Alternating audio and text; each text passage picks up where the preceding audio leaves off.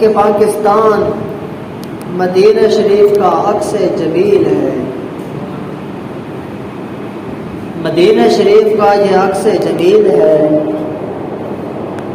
ان معنوں میں کہ جیسے مدینہ شریف پر بے سہارا لوگ جمع ہوئے،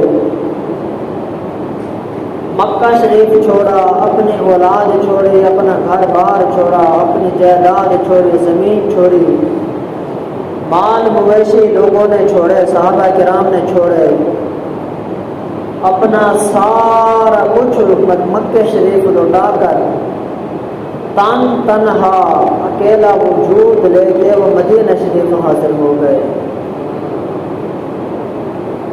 مسلمانان عالم حضور صلی اللہ تعالی علیہ وآلہ وسلم کے اتباع میں آ کر، اسی طرح اس بر صغیر کے مسلمان بھارت چھوڑ کر، اکھنڈ بھارت چھوڑ کر جہاں اس ملک پاکستان کے خطے کو آ کے انہوں نے آباد کیا، ان لوگوں نے 2 کروڑ مسلمان نے اپنا گھر بار چھوڑا، اپنے مال مویشی چھوڑے، اپنا کاروبار چھوڑا، جس کے پاس جو کچھ بھی تھا وہ سارا کچھ اللہ کے نام پہ چھوڑ کے یہاں پہ آ گئے۔ ملک پاکستان کی اس جغرافیے کو آ کے انہوں نے آباد کیا۔ مدینہ شریف کا پہلے نام تھا یثرب، بیماریوں والوں کا گھر، بیماریوں کا گھر، بیماریوں کی جگہ۔ تو آقا علیہ السلام والسلام کے نالین پاک نے اس یثرب کو مدینہ بنا دیا۔ اس کے بعد یہ پاکستان، یہ اکھنڈ بھارت تھا، مگر مومن مسلمانوں نے اپنے تن من دھن کی بازی لگا کے اس کو پاکستان بنا دیا۔ پاک کا معنی تو آپ جانتے ہیں کہ پاک ہے، استان کا معنی رہنے کی جگہ، تو اب پاک کو اور ستان کو ملایا تو یہ بن گیا پاکستان۔ اور پاکستان کا معنی یہ ہے کہ پاک لوگوں کے رہنے کی جگہ، پاکوں کی جگہ، پاک جگہ۔ جیسے ہم یہ کہتے ہیں قبرستان، مطلب کیا ہے کہ وہ قبر والے جہاں پہ رہتے ہیں، قبر ستان۔ اسی طرح اگر کوئی پھولوں کی مہکتی جگہ ہو تو اس کو ہم کہتے ہیں گلستان۔ پھولوں کے مہکنے کی جگہ کو ہم کیا کہتے ہیں؟ گلستان۔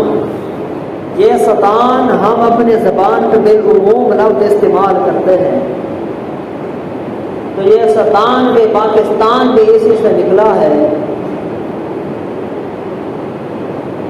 تو مطلب کیا ہے کہ اس وجود کو، اس خطے کو، اس جغرافیے کو جو وجود میں لایا گیا ہے، اس کا مقاصد،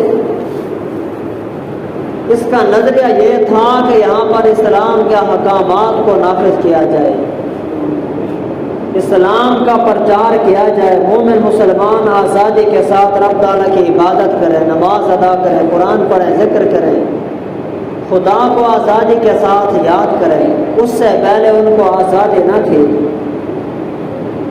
قومی آزادی نہ تھی، اسلامی آزادی نہ تھی، ملکی وطن کی آزادی نہ تھی۔ 10 لاکھ مومن مسلمانوں نے اپنی جانوں کے نذرانے دیے، اس کے بعد جا کے یہ خطہ، یہ جغرافیہ اپنے وجود میں آیا، اور 2 کروڑ مسلمانوں نے ہجرت کی، بھارت اکھنڈ کو چھوڑا اور اس پاکستان کو آ کے انہوں نے آباد کیا۔ تو اسی طرح یہ ملک پاکستان کا جو لفظ ہے، یہ لفظ پوری قوم کی نمائندگی کرتا ہے۔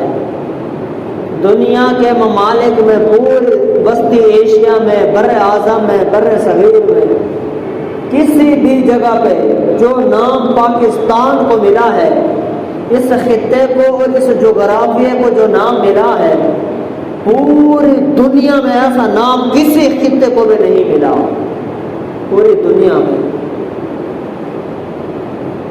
وہ اس طرح کہ کسی ملک کا نام ہے تو ان کی زبان کی وجہ سے اس کا نام رکھ دیا گیا۔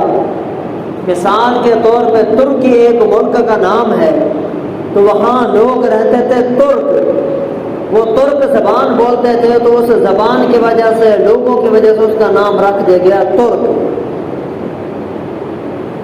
اسی طرح عربی لوگ جہاں پہ رہتے تھے وہاں اس علاقے کا نام رکھ دیا گیا سعودیہ عربیہ، سعودیہ عربیہ۔ سعود بھی بندے کے نام پہ نام رکھا، اور عربیہ ان کی زبان پہ ملک کا نام رکھ دیا۔ اسی طرح کئی ممالک ایسے ہیں کہ جن کا نام یا تو ان کی لسانیت پر رکھا گیا، ان کی زبانوں پر رکھا گیا، یا تو ان کے جغرافیے پہ نام رکھا گیا، یا تو ان کی قوم کی وجہ سے ان کا نام رکھ دیا گیا۔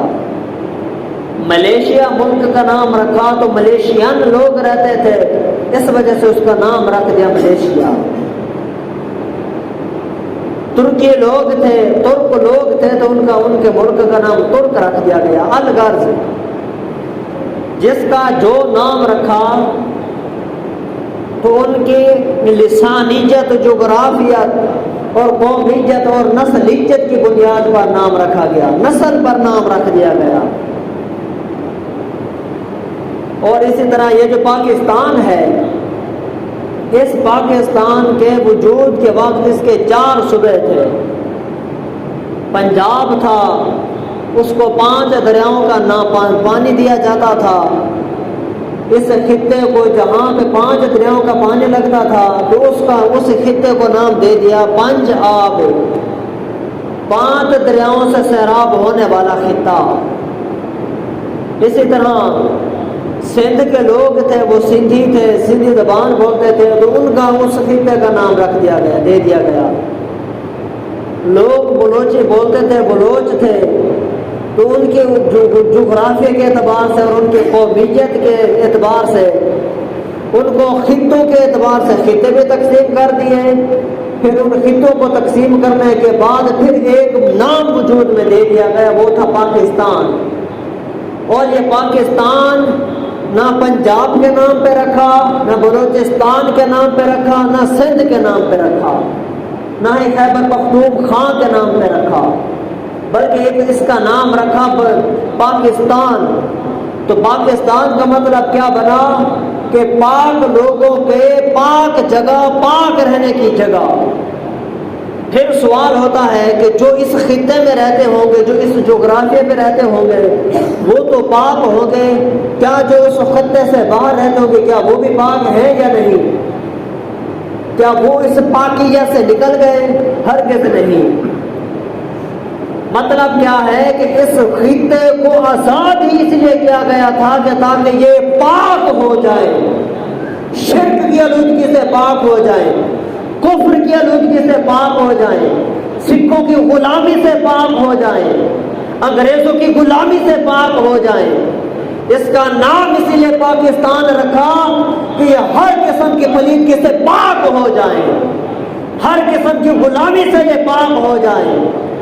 بڑا جامع ترین نام ہے یہ نام پوری دنیا کے کسی خطے کو عطا نہیں کیا گیا۔